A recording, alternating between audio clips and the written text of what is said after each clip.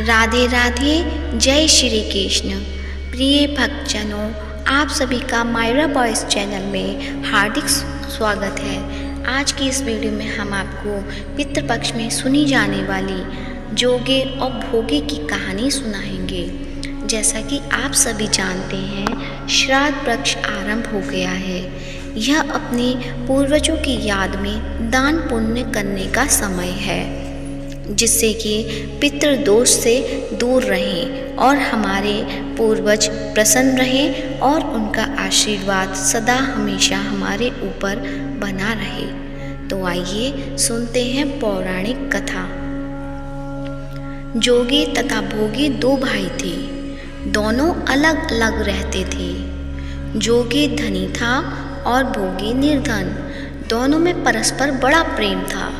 जोगे की पत्नी को धन का अभिमान था, किंतु भोगे की पत्नी बड़ी सरल हृदय थी। पितृपक्ष आने पर जोगे की पत्नी ने उससे पितरों का श्राद्ध करने के लिए कहा, तो जोगे इसे व्यर्थ का कार्य समझकर टालने की चेष्टा करने लगा।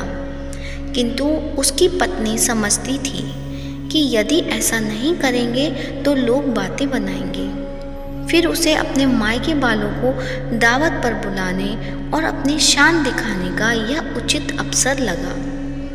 अतः वह बोली, आप शायद मेरी परेशानी की वजह से ऐसा कह रहे हैं, किंतु इसमें मुझे कोई परेशानी नहीं होगी। मैं भोगे की पत्नी को बुला लूँगी, दोनों मिलकर सारा काम कर लेंगी। फिर उसने जोगे को अपने पीहर न्योता देने के लिए भेज दिया। दूसरे दिन उसके बुलाने पर भोगे की पत्नी सुबह सवेरे आकर काम में जुट गई। उसने रसोई तैयार की, अनेक पकवान बनाए, फिर सभी काम निपटाकर अपने घर आ गई। आखिर उसे भी तो पितरों का श्राद्ध तर्पण करना था। इस अवसर पर न जोगे की पत्नी ने उसे रोका, न वह रुकी। शीघ्र ही दोपहर हो गई। पितर भूमि पर उतरे।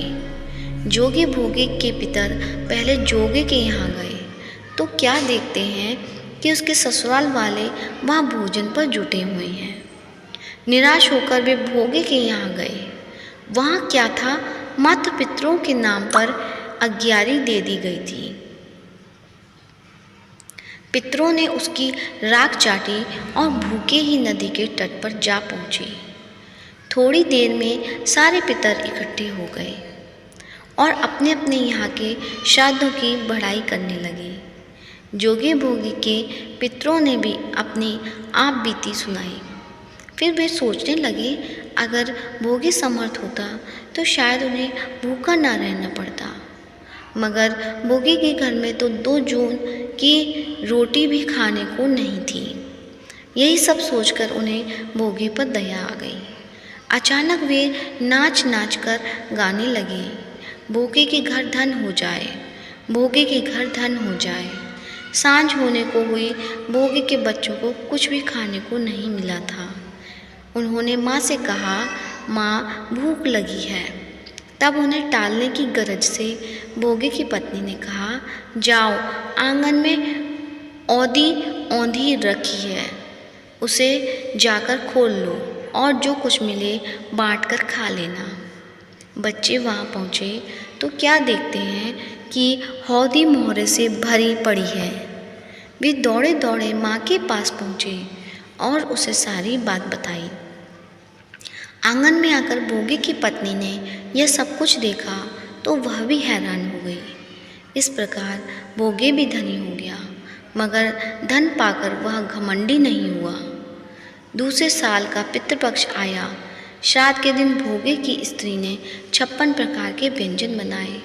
ब्राह्मणों को बुलाकर श्राद्ध किया, भोजन कराया, दक्षिणा दी। जेठ जेठानी को सोने चांदी के बर्तन में भोजन कराया।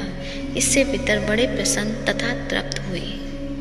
तो ये थी जोगे और भोगे की कहानी। इस कहानी से हमें पता चलता है, प्रिय भक्तजनों, कि हमें धन आने पर घमंडी या अभिमान नहीं करना चाहिए।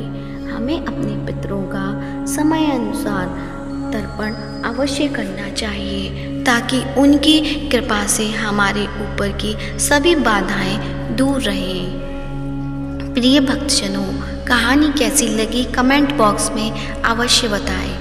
यदि चैनल पे नए हैं तो चैनल को सब्सक्राइब करें और इस कथा को ज़्यादा से ज़्यादा शेयर करें। राधे राधे।